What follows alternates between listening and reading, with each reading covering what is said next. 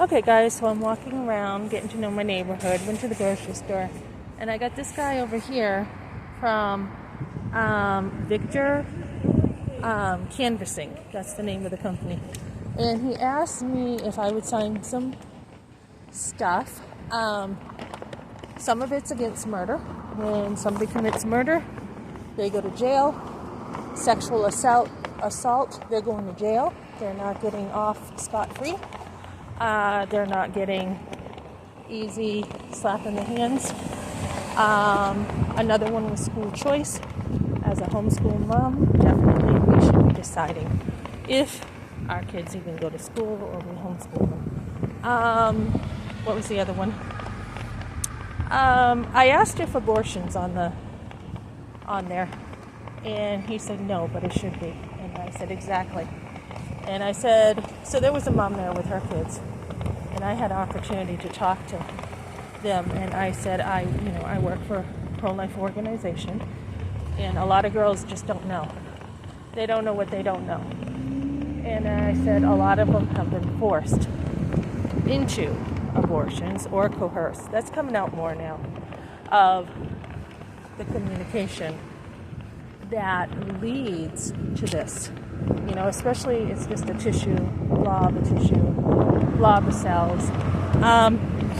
As the language is very deceptive, we know Planned Parenthood and others are really profiting off killing babies. And this guy was saying, we are on the same page. He's like, when I was a kid, I didn't know. He goes, but once I got older and I saw pictures of that little baby, and their heads being cut off, snapped, their legs, their necks. He's like, I can't believe that we do that. And you know what?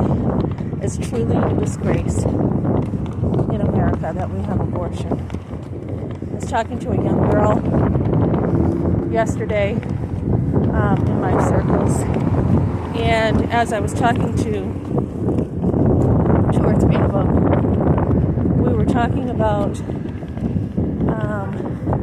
a girl in high school who got pregnant, and her boyfriend did not leave her, and they are getting married right around graduation. They're actually engaged. And I said, good for him, he didn't leave.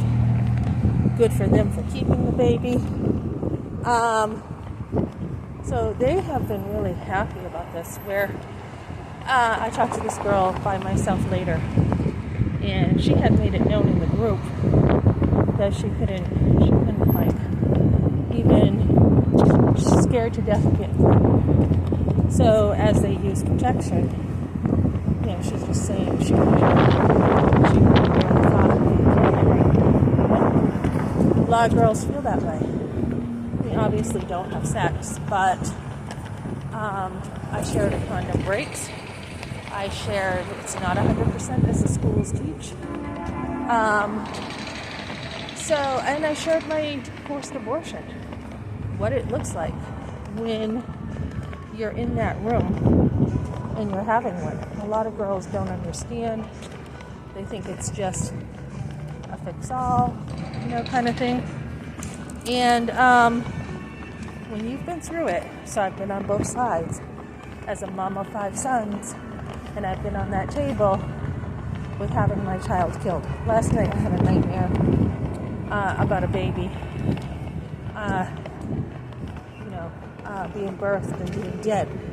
So this is the story for many women who have had miscarriages, along with maybe you didn't birth that baby, but you've had a dead child.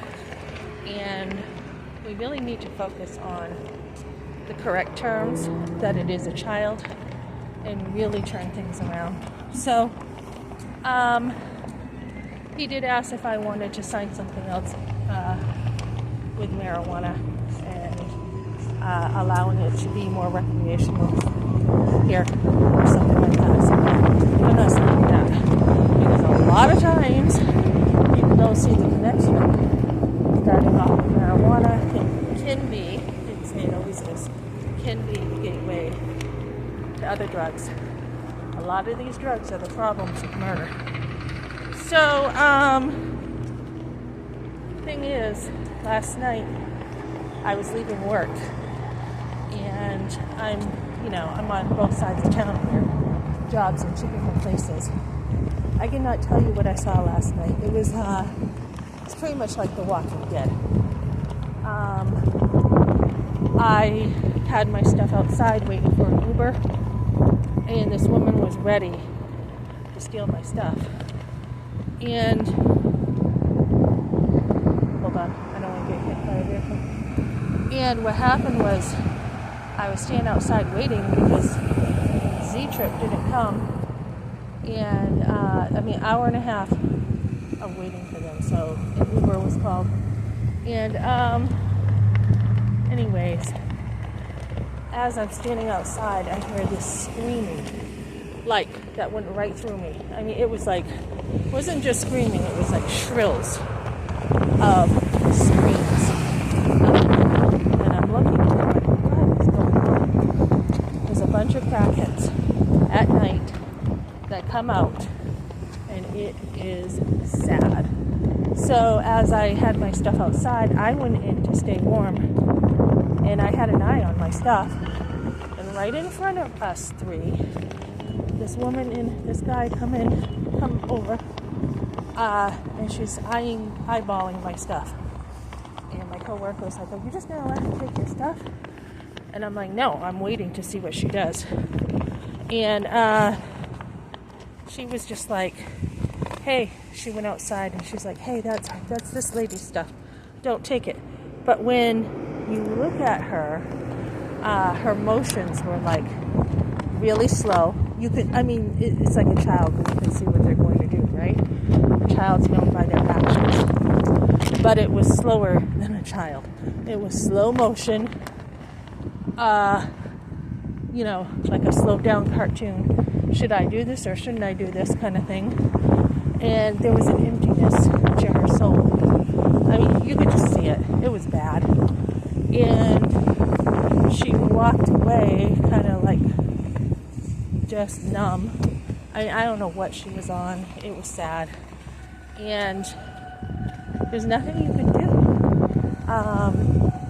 When I got in the Uber, and I was talking to this guy, Uber guy, and I don't like riding at night with guys in Uber. I still don't trust the system. But we went under this bridge, and this lady, all these people are out. This lady goes by us in the cold, in the wind, looking like a zombie. Seriously, just nothing. Desperate, like nothing. Worse than camping.